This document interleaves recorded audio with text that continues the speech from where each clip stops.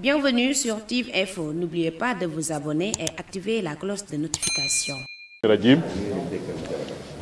Bismillahi rahmani rahim. Mbokk yi maa ngi leen di nuyu ñi fi teew ñëpp. waaye nag di beral nuyoo tamit ñi ma seqal liggéey bi di kontaan ci teewaayu l'honorable député Adja Fat Sène di suñu yaay. kontaan également ci teewaayu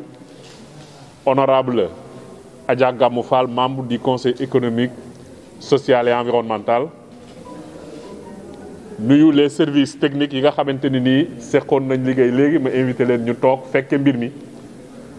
muy Ndeela bu développement communautaire, madame Thiandoum action sociale, les délégués de quartier avec à leur tête le président Dërgën Mbaw ak Pape Seyni Ndoye yi nga xam ni ñoo leen représenté woon léegi ci réunion bi ak ñeneen ñi fi teew ñëpp madame le maire madame Sidi Lo, monsieur le maire Gora Mbaye, le cabinet du maire ni mu ko waxee, le président du conseil communal de la jeunesse Pape Demba, mais également ñi fi teew ñëpp nuyu tamit la presse, nuyu le président des éleveurs de Tivaouane dinaa si ñëwaat léegi, nuyu tamit le président des artisans tailleurs de Tivaouane bi nga xamante nii ñoom jël nañ fi kàddu léegi, nuyu ñu fi teew ñëpp. ñii nag lu tax ma nuyu leen ñii ma seq mooy dañu wax ne rek ku ñemee rek dañ laa gunge te li Adja Fat Sène wax léegi lépp loo xam ne yëkkati nañ ko defe naa dañuy ñaan seq ko ak ñoom ndaxte suñ ma defaralul duñ ma yàqal kon seen teewaay bii bu leen yaakaar ni dama jàpp ni dama ko yeyoo mais dafa nekk teewaay boo xamante nii bu ma rafetlu la. nuyu tous les membres du comité communal de lutte et de riposte contre le Covid-19 bi nga xam ni ñun maire ñoo ko présider suñu frère Pape Talla Dieye nekk président de la commission santé di ko coordonné tey mu àndoon ci ak conseil municipaux yëpp ak suñu jigéen Adama Diagne présidente commission sociale ak ñi si des ñëpp. tey nag ñetti mbir moo ñu fi dajale bi ci jiitu Ablaye ñëw na ci léegi. mooy dañ doon def la deuxième réunion du comité communal de ciblage ndax xëy na duñ ci ñëwaat mbir mii di feebar bi nga xam ni li koy indi mooy virus bu ñuy woowee Covid-19 nekkatul rek ni ay problèmes médicaux moo ci am waaye problèmes sociaux yi moo ci ëpp léegi maanaam jeexitalu feebar bi léegi dafa dem ba. soo moytuwul sax nit dina toll foo xam ne dina ni d'accord maa ngi jël risque waaye il faut ma uti lu ma lekk kon ma génn suñ may dóor liif ñu dóor ma ko mais ma jaay sama ndox bu sedd am lu ma dépensé moo ma ko gënal. bi loolu amee président xam ko yéen ñëpp suivre ngeen mu jël fonds bu ñuy tuddee force Covid-19 am yéene yi eggale ko lu toll ci junni ci ay milliards 200 milliards yi mu jagleel ko industriels yi ndax dégg ngeen mu jël benn ordonnance numéro 1 ne d'accord industrie yi am ngeen problème mais bu kenn dàq kenn ku si nekk mainteniral say travailleurs lu mu néew juróom-ñaar fukk ca lañ doon fayee ko nga leen koy fay ñi def loolu mu jël 200 milliards benn fonds boo xam ni ñooñu daf leen di compenser buñ ci yeggee mu yëkkati waat lu mat 100 milliards dafa am secteur yoo xam ni ñoom la mbir mi gën a laal muy transport muy tourisme muy hôtellerie mu ni ñooñu tamit ñi nga xam ni li mu dégle ak ñoom nangu nañ ko dina jël 100 milliards jàppale leen ko waaye ministère de la santé bi nga xam ni moo yore li ëpp ci liggéey bi mu yëkkati waat lu toll ci 64 milliards dolli ko ci seen budget ak yeneen yoo xam boo ko boolee dina mat 1000 milliards waaye mu ni ci biir 1000 milliards yooyu daf siy jël ndax li ma expliqué woon léegi lu toll ci 69 milliards juróom benn fukk ak juróom-ñeent ci ay milliards mu jënde ko dund jox ko askan bi pour que askan bi loolu ma wax risque yooyu nga xamante ni effectivement boo nee feebar bee may rey wala xiif bi te su ma génnul lekk tamit dinaa dee mun la léegi nag toogal sa kër wala wàññil sa ay déplacement ma jàppalee la téeméeri kilo ci ceeb ñaari saaku 50 kilo ceeb 18 savon maanaam fukk ak juróom-ñett ci ay saabu jox la lu toll ci fukki litre dawlin mais également pâte alimentaire mu jox la ci lu toll ci fukki kilo loolu ci ménage yu Sénégal ku ko xool dina la mën a dundal weer wala ñaari weer ñuy ñaan balaa loolu di jeex feebar bi jóge fi mu ni loolu nag Sénégal gi yëpp buñ ko ciblé lu mat ci 1 million ci ay ménage war nañ ci am Sénégal dañu defoon depuis 2013 benn liggéey boo xam ni dañu def lu ñuy registre national unique lépp luy ménage bu vulnérable ñu def la ci pour lan mooy bu ndimbal ñëwetee dootu ñu nekk ci defati ay enquête xam nañ ñi ko yeyoo ñu jox leen ko ñooñu mooy en temps normal mais période bii nag non seulement ñooñu dañuy vulnérable mais Massata Mbengue bi nga xam ne nii daa ubbi woon cabinet nit ñi di faju si mënatul dem wala da daan dem ci luuma yi di jaay xarab mënatul dem mu ni kooku moom da daan dimbali waate waaye jamono ji dañ ko war a dimbali mu ni ñooñu tamit dañ leen di boole ci ndimbal mi biñ defee xayma bi ci biir Tivaouane ñu ni Tivaouane war na am 4114 ménages yoo xamante ni bu ñu boolee RNU bi ak impacté yi lu toll ci ñeenti junni ak téeméer ak fukk ak ñeent ci ay ménages war nañu am mais ñooñu buñ ci génnee les 1700 et quelques yi ne ci RNU bi ñun ñu war ci choisir ci biir commune bi 2387 mais nekkul ni man maire maay toog sama bureau rek ni ñii laa bëgg ñu am dañu mettre en place benn comité communal ñii ma tudd ñëpp ñi ngi ci bàjjenu gox yi ñi ngi ci jeunes yi ñi ngi ci relais communautaire yi dugal nañ leen ci conseil communal de la jeunesse dugal nañ leen ci ñu dajaloo waxtaan suñu biir ñu def benn liggéey bu jiitu ñu jóge ci RNU bi xool quartier bu ne ci liñ ñu jagleel ñaata nga ci war a am ñu def ko de manière démocratique et scientifique avec transparence acteurs yëpp toog ñu tànn ñu ni quartier bu ne lii nga war a am ñu appliquer benn taux par rapport ak li ñu amoon ci RNU bi tey jii loolu lañ dajale woon pour ñu valider ko valider nañ ko amul benn ku récuser dara ci li nga xamante ni def nañ ko prochaine étape bi mooy suba ak gannaaw suba quartier yëpp délégué de quartier yi dinañu convoquer le conseil de quartier bi nag loolu loi moo ko tëral muy code des collectivités locales du sax délégué de quartier bi moo koy présider moom mais moom moo fay am cëru maire li may joué ci biir comité communal moom la fay joué dajale leen ñu defandoo ensemble le ciblage comité bi superviser installation comité bi xam ni comité bu ne composition bi bàjjenu gox yi ñi ngi ci relais communautaire yi ñi ngi ci jeunes yi ñi ngi ci femmes yi ñi ngi ci ña war a bokk ñëpp bokk ci buñ tànnee ba pare ñu nit ñu demaat waa quartier ba dajaloo ni lii ñun ñoo ko tëral critères yi ngeen ñu joxoon ñëpp respecté nañ ko ñu valider ko suñ leen installé suba ak gannaaw suba 23 24 25 26 le même comité dina wëraat pour dem quartier par quartier 75 quartiers et sous quartier la ñu am ñu récupérer liste yi nga xam ni comité yëpp day teew ñu xam ni benn njuuj njaaj amu ci lépp nag buñ ko yéegalaatee indi ko mairie ma def ko benn liste pour Tivaouane wax quartier bu ne ñaata lañ fa jël ak ñan lañ fa jël parce que am nañ liste RNU bi am nañ liste bi signé ko jox ko préfet su ko defee nag séddale bi mën a jaar yoon ba kenn du ni parparloo daf ci am. maa ngi dey léegi Adja Gàmmu ak Adja Fatou li ma leen fàttee wax mooy que ni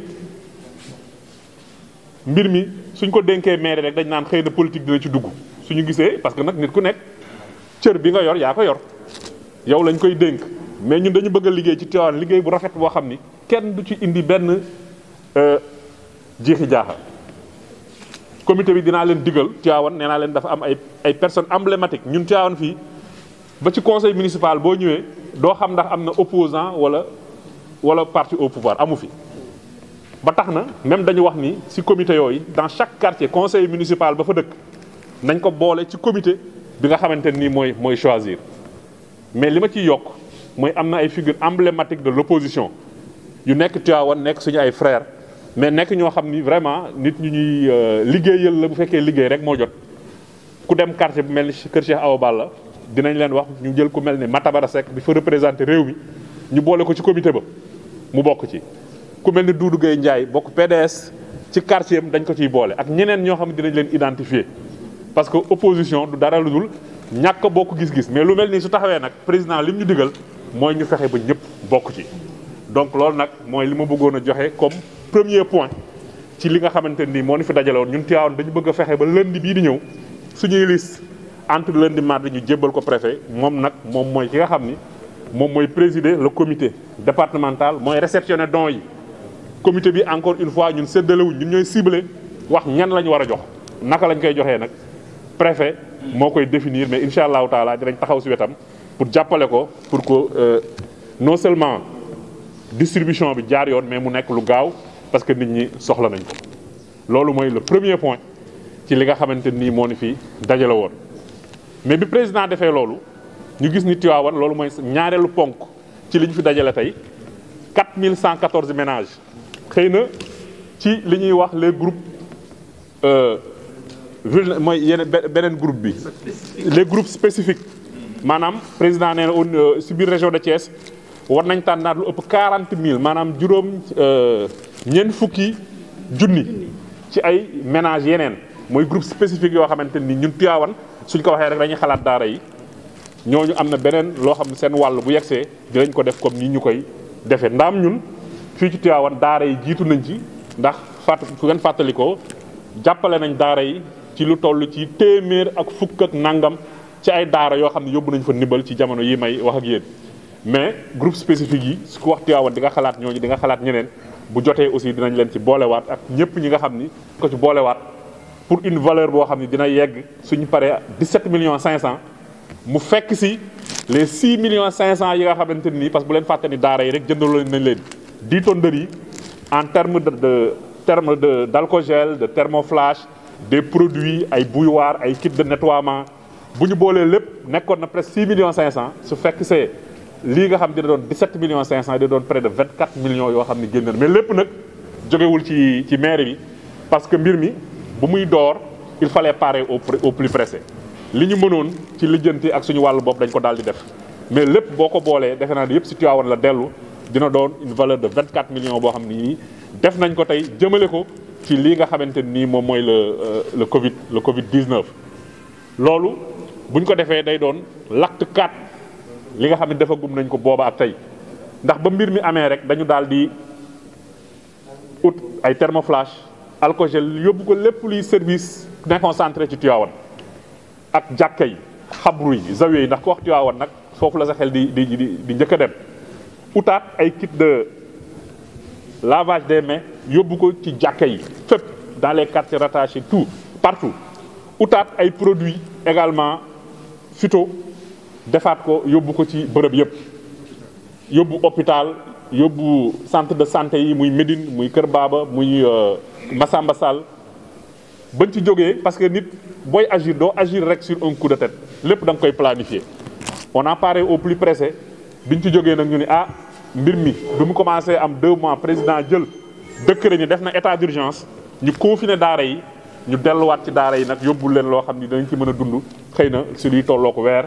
avant mbir mi di gën a sori tey jii nag suñu ñeenteelu at moo jëm ci population yi ñu koy def pas en concurrence mais en complément li nga xamante ni état indi na ko ci wàllu ndimbal mais ndimbal loolu tey su ko président mënoon moom rek da koy def ba mu yaatu comme mënul def lépp ñun aussi bu ñu ciblé 4114 ménages mairie boole ci lu mu néew 1000 ménages muy 5114 ménages yoo xam ne au niveau de Tivaouane dina leen dimbali jàppale leen pour Covid 19 bi bañ a metti ci ñoom. président nag vision la am ak gis-gis ak bëgg askan bi ñoŋ jamono yi ñu toll dafa mel ni ñun dañ ko anticiper woon ndax bi ñuy commandé masques yi kenn rendre ko woon obligatoire mais dañu jël exemple ci ay dëkk yu mel ni Corée yoo xam ni maladie bi amu fa tey te li leen sauvé mooy ñoom ñëpp ba maladie amee rek dañu imposer ñëpp di sol masque. tey jii su président su mënoon a confiner yenn dëkk yi wala mu mën a confiner Ndakaaru xëy na mu def ko mais li ma wax sànq mooy metti nit ki nga xam ne day xëy xëy na lu mu paase sax dina ko jafe mu liggéey añ liggéey lu mu reere utaat paas pour xëyaat defaat la même chose soo ko confiné xëy na dina jafe mu ni loolu lu waroon a mën a nekk la mais tant que eggaguñ ci wax population yi te defuñu nañu xool yan stratégie la ñuy def mu ni léegi nag rendre nañ obligatoire le port des masques maanaam nit ñi nekk fii ñëpp tey jii dañoo war a sol masque benn kuy dugg ci oto da ngay sol masque kuy dem marché da ngay sol masque nit ku ne war na la jaral nga jël sa alal def ko ci mais jot nañ ni am nañ nit boo koy dimbali moom da nga koy dimbali rek parce que tey jii koo dimbaliwul du lor boppam askan bi lay lor ñu ni dans un premier temps nañu xool au niveau de Tivaouane lan lañ mën a def indi woon nañ ay quelques masques yoo xamante ni production industrielle la mais comme tey jii genre masque yi ngeen gis tailleur yi yóbbu nañ ko ba ci autorité sanitaire yi ñu ni leen lii baax na ñu ni nag kon nañ ci defarlu buñ ci defarlu nag nañ ko delloo waa Tivaouane ñu jëlaat donc lu toll ci association bi ñu commandé leen lu ma 3000 masques ñu ngi leen di remercier di leen féliciter ñu livrer ñu ko à temps ay nit yu ñëwoon ci ñut mais toujours ay tailleur Tivaouane proposé ñu ay masques ñu jënd ci lu toll ci 2500 masques kon tey dama war a ñëw jébbal le comité bi nga xamante ni Pape Talla Dieye moo koy coordonné 5500 masques yoo xam ne distribution bi du doon ci ay structure du doon ci ay association mais ci jeunes yi la ñuy basé wu le conseil communal de la jeunesse ñi ngi fi GSD ñi ngi fi jeunes yëpp à partir de cet après-midi ñu sillonné mbedd Tivaouane yi vous allez voir comment vous organisez ku ñu gis te yoroo masque ñu jox la masque bu subaa ñu xëy dem ci marché bi ba distribuer les 5500 mu jeex tàkk incha allah bu ñu yàlla mayaatee leneen aussi ñu defaat ko ci ndaxte Tivaouane waa bu ne war nga am masque boo xamante ni xëy na masque chirurgicaux yi ak yooyu lu tax mu non seulement cher na mais boo ko solee benn fan doo ko mën a solaat bu si nekk benn nga ko war a say am na ñoo xam ay heure la sax mais ñu indi masque yoo xamante ni c'est des masques lavables bu guddee nga fóot ko boo xëyee nga passé ko parce que il faut aussi nga koy stériliser mën ko takkaat et ça c'est important comportement bi ñu wax ci masque it population yi ñëpp xam ko ça ne sert à rien takk sa masque parce que dañ koy gis ci mbedd mi takk sa masque ba pare wàcce ko c'est pas un objet d'apparat masque bi dafa lay du neex nag parce que nit ni ñu ko bindee naturellement mooy muy dem di ñëw librement lu ko neex mu sol fu ko neex mu dem mais loolu tey jii jamono ji laajul loolu mais nous on a pris la décision en tout cas avec les jeunes de distribuer 5500 masques aux populations di leen ñaax nag ni leen masque bi ku ko jot vraiment nga def ko ni ñu ko waxee respecter surtout les règles te génn yi aussi ñu def ko au strict minimum ku amul soxla boo xamante ni soxla bu tar la nga toog président jël na décret état d'urgence couvre-feu à partir de 20 heures su population yi changé wul comportement mën na dem ba loolu mu gën ko yaatal te ñu ngi jëm ci jamonoy koor kon na ku nekk xalaat loolu ndimbal li it lu tax ñu gaawal ko nii mooy koor moom defe naa ne fii ak ñetti fan maximum dina commencé te koor nag kenn mënu ko wóyaale ak xiif ndax mënoo xiif bëccëg xiif guddi faaleen yi ak ñoom Massamba Diagne il faut guddi gi ñu am au moins lu ñu ndogoo moo tax ñu bëgg ko def à temps dinañ coordonner avec monsieur le préfet pour que ñu harmoniser par rapport à la distribution de l'aide bi nga xamante nii appui bi nga xam ne ñun indi nañ ko ak bi état bi joxe ñu fexe ba nga xamante ni nii ñii dañuy am fii ñii am fële mu yaatu ba au moins les 5114 ménages de Tivaouane ñu am ci ndimbal li donc ci du ma wax ci gàttal parce que xaw naa gudd kon ci guddal lii moo taxoon ñu daje fi tey pour que les 3 actes là benn bi muy le comité communal de ciblage beneen bi mooy ñu réceptionner ndimbal li nga xam ne mairie dina ko jëmee pour les 1000 ménages de Tivaouane ñetteel bi mooy les masques là mettre ko à la disposition du comité bu ñu fi jógee nag incha allah ñaan yàlla daje bu mel nii comme ni ko Adja Fatou Sène ñaane yàlla bu ñu ko dajewaat yàlla na fi maladie bi gaaw jógee te ñi si jot a loru yàlla yamale ko fi yàlla nañ ko yàlla defal asalaamaaleykum wa rahmatullahi taala wa barakaatu.